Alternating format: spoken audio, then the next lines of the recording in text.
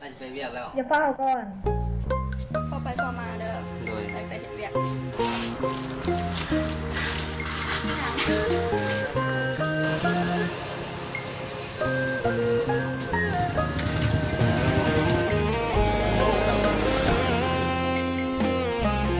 นี่เพชรจะมาเป็นน้องไปแล้วก็มา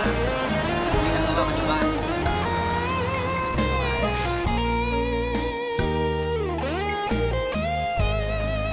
มีกันแล้วก็อยู่บ้านไปกลับบ้านจะเซ็นเรียนภาษาบ่เป็นโปรเซนเจ้าโปรเซ็นเป็นบ่บ่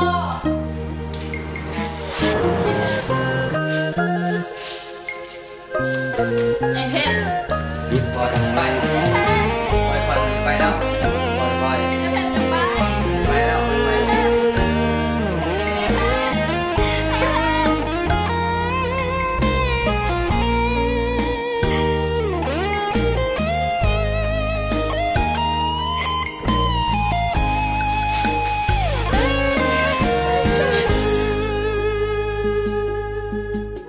อายเงึดใจแฟนเจ้า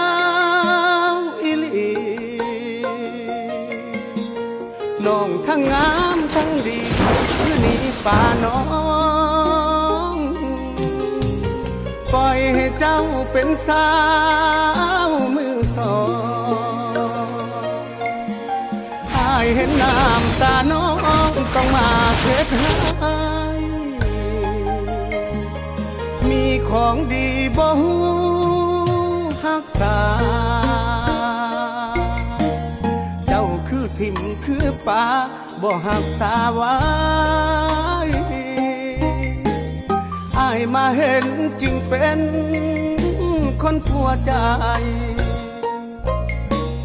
ถึงแม่น้องผ่านสายแต่อายบ่แค่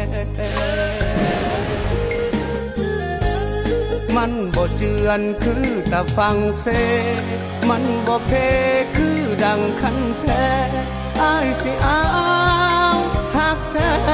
แส่ให้กินเรื่องผ่านสายอายบ่ถือสาอยู่ที่ว่าเฮาเข้าใจกันมาร่วมใจสร้างฝันให้มันห่างนี้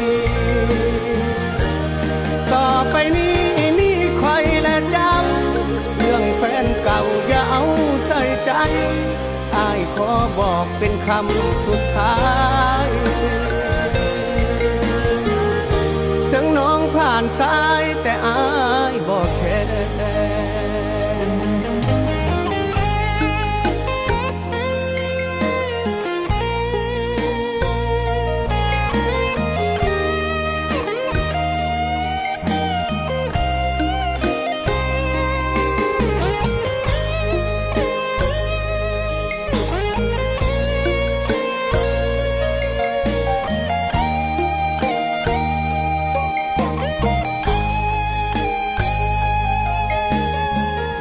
ของดีบ่ฮู้